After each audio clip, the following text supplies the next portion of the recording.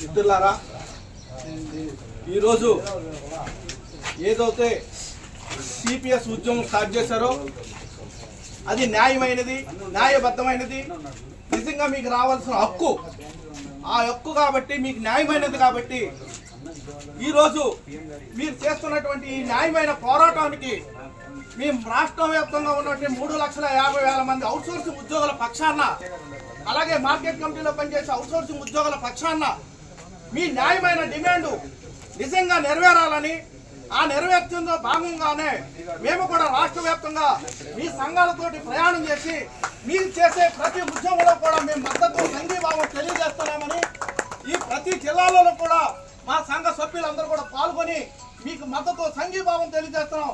ఎందుకు తెలియజేస్తున్నామంటే అయ్యో వాళ్ళు అవుట్సోర్సింగ్ ఉద్యోగులు, వాళ్ళు అతి తక్కువ జీతాలు, వాళ్ళకి పిఎఫ్ కానీ ఈఎస్ఐ కానీ మిగతా ఏవి రాకపోయినా సరే మనం ఇవాళ గవర్నమెంట్ ఉద్యోగం చేస్తూ సిపిఎస్ గురించి ఉద్యమం చేస్తుంటే ఇవాళ అవుట్సోర్సింగ్ ఉద్యోగులే వచ్చి కదిలొస్తున్నారు, మనం ఎందుకు కదిలి రాకూడదని మీరందరూ కూడా అర్థం చేసుకుంటారన్న ఆలోచనతో మేమందరం కూడా అతి చిన్న ఉద్యోగస్తులైనా సరే కనీసం మాకు ఉద్యోగ భద్రత కూడా లేదు.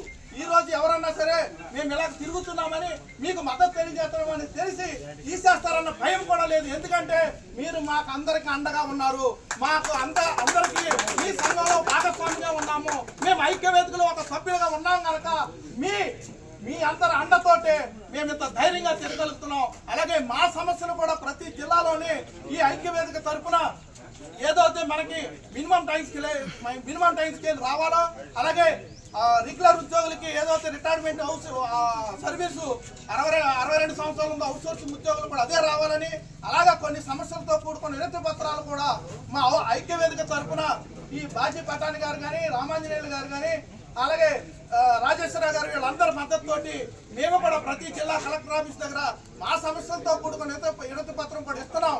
కానీ మీకు ఎక్కడా కూడా ప్రతి జిల్లాలో పూర్తి సంఘీభావం మద్దతు తెలియజేయడానికే మేము ముందుకు వస్తున్నాం. మీరు కూడా రండి, తప్పనిసరిగా మన కోరికలు నెరవేర్చే టైం దగ్గరకు వస్తుంది.